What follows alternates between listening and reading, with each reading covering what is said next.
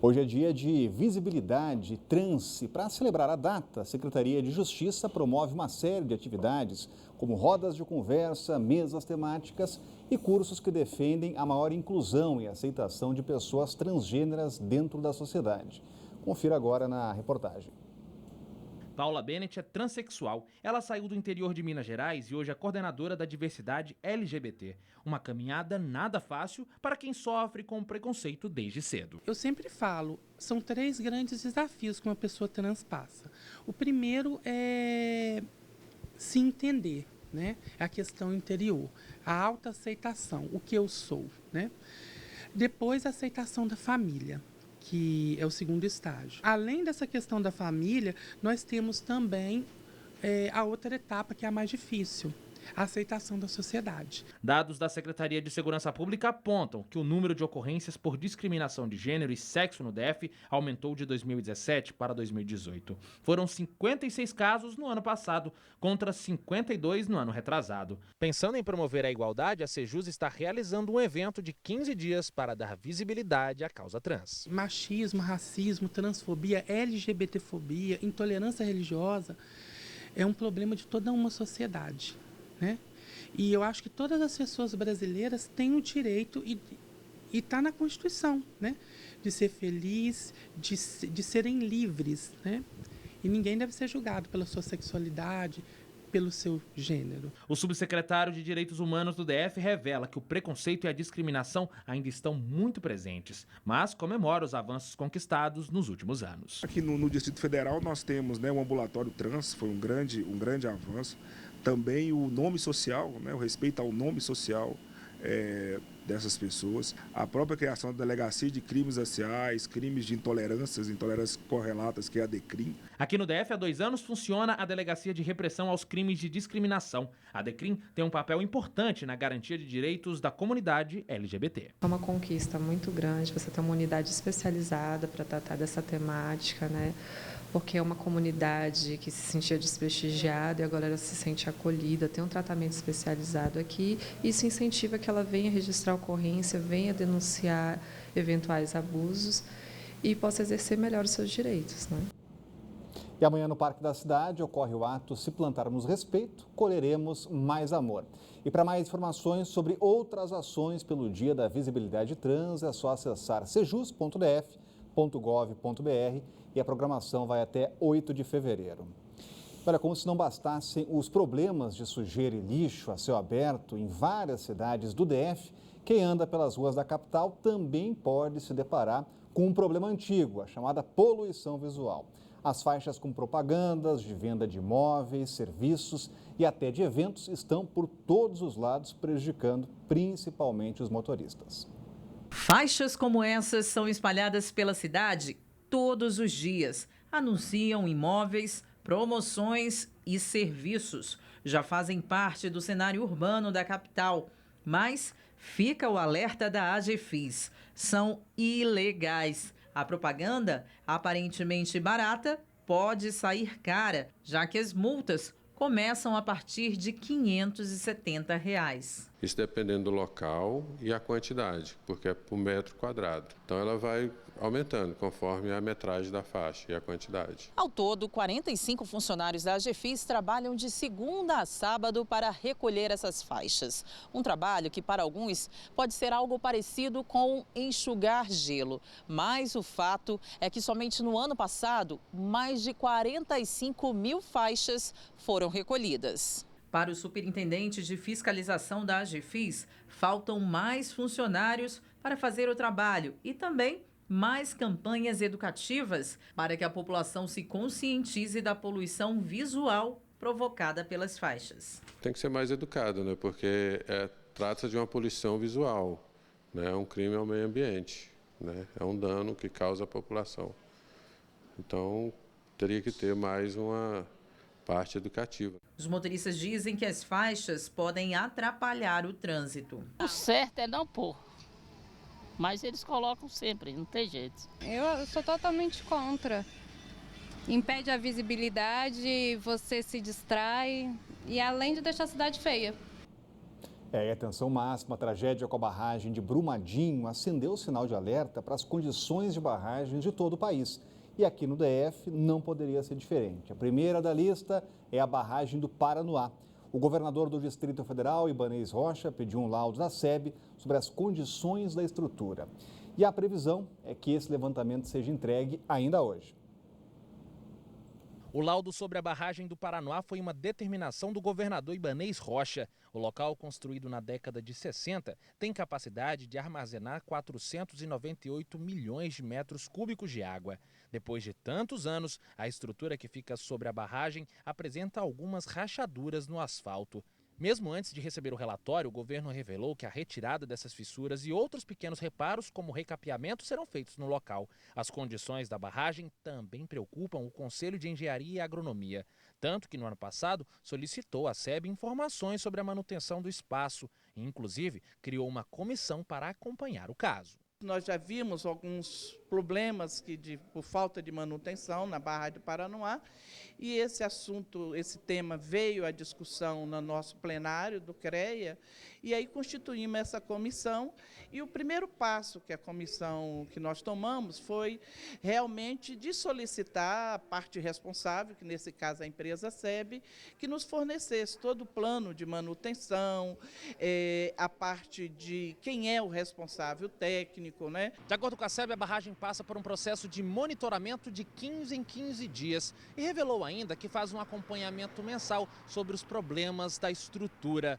E acrescentou que é feita a limpeza do local e que todo ano tem uma inspeção para avaliar os parâmetros e medições da barragem de forma detalhada. Tudo isso para testar a segurança da área. Mesmo assim, fez um alerta para alguns órgãos de que a barragem poderia desabar a qualquer momento. O motivo seria a intensa movimentação de carros que passa pelo local. Ela não foi projetada com aquele fim para aguentar aquele tráfego intenso que tem lá em cima, né? Então tem toda hoje um escoamento daquela produção agrícola, do PADEF, com a criação dos condomínios. Então nós estamos propondo que seja estudado uma ponte. O levantamento sobre a situação da estrutura do Paranoá foi determinado pelo GDF, logo depois da tragédia em Brumadinho, onde o rompimento da barragem da mineradora Vale deixou um rastro de destruição e morte em Minas Gerais.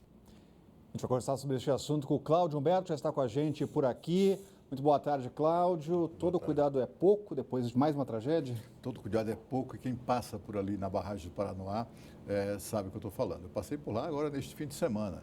É um tanto quanto assustador você imaginar que aquela estrutura pode não estar em condições adequadas, ou nas condições ideais, pelas razões expostas pela representante do CREA agora há pouco. Afinal de contas, aquilo ali não foi projetado para ser uma passagem de um trânsito, um tráfego de veículos tão intenso quanto ali. E veículos de todo tipo, todo porte, caminhões pesados, etc.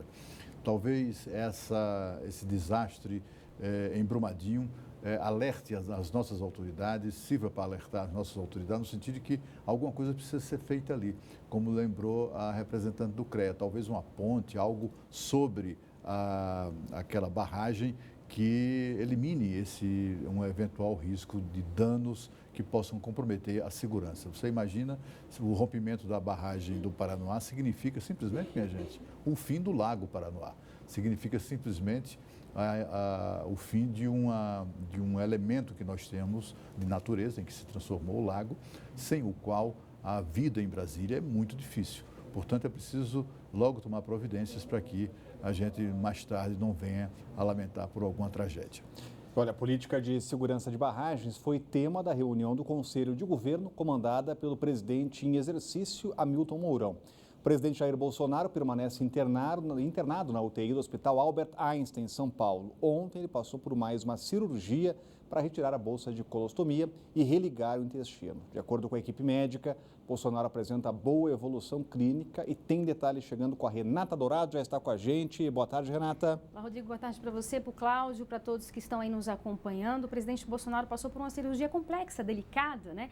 A previsão era que fosse durar no máximo 4 horas, mas durou 7 horas. O fato é que ele está bem, permanece na UTI, mas está bem, sem febre, está tomando analgésicos aí para evitar dores. As visitas, claro, são restritas, né? Apenas os familiares mais próximos. Se tudo ocorrer como previsto, a partir de amanhã ele já começa a despachar e vai trabalhar no próprio Hospital Albert Einstein, onde deve permanecer nos próximos 10 dias. Portanto, foi montada toda uma estrutura para que ele possa despachar, inclusive fazer reuniões, receber ministros. A partir de amanhã, portanto, é a previsão. Enquanto isso, como você bem disse, o presidente em exercício, Hamilton Mourão, participou hoje de uma reunião ministerial. Toda terça-feira vem ocorrendo essas reuniões com todos os ministros, onde eles apresentam ali as pautas das pastas. Só que hoje, claro, foi uma reunião diferente, eles falaram sobre as seguranças aí das barragens. Agora há pouco terminou uma coletiva do ministro Onyx Lorenzoni, ministro-chefe da Casa Civil, e ele garantiu que todas as 3.000 barragens serão fiscalizadas e que o governo não vai economizar esforços para que isso, portanto, aconteça. Então, obviamente que isso em consequência dessa tragédia em Brumadinho, em Minas Gerais, até agora o número de mortos aí, o número oficial de mortos chega a 65, são 279 pessoas que continuam desaparecidas, e a gente lembra que hoje teve uma operação, 5 pessoas foram presas, funcionários da Vale, 3 funcionários da Vale e 2 engenheiros que atestaram a segurança justamente nessa barragem. Rodrigo. Obrigado, Renata. Continua acompanhando. E olha, a Polícia Federal investiga o pagamento de propina a diretores e ex-diretores do BRB.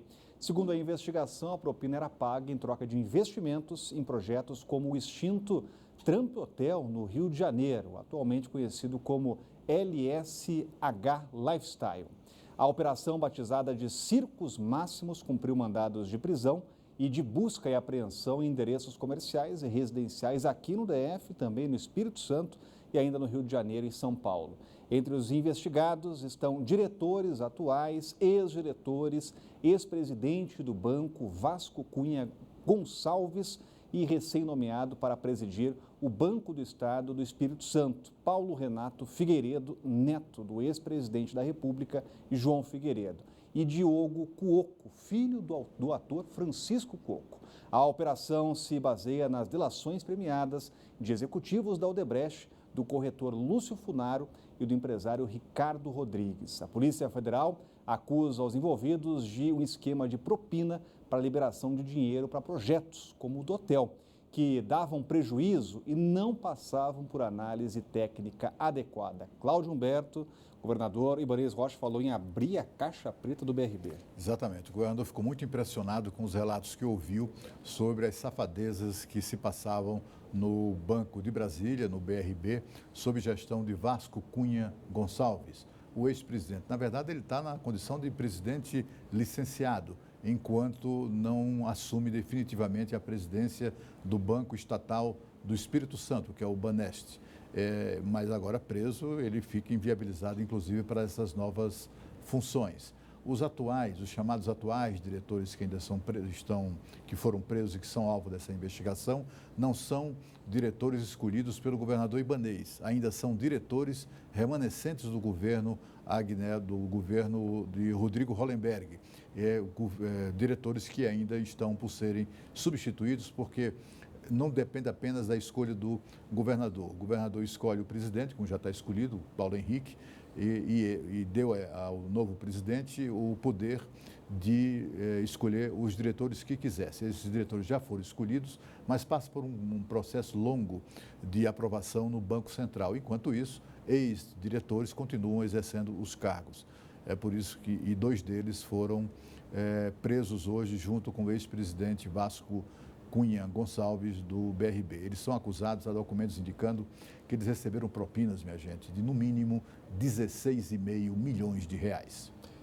Olha, o pronto-socorro do Hospital Regional de Taguatinga continua fechado pelo 6º dia consecutivo e a suspensão do serviço é consequência do incêndio que atingiu uma parte do prédio na quinta-feira da semana passada.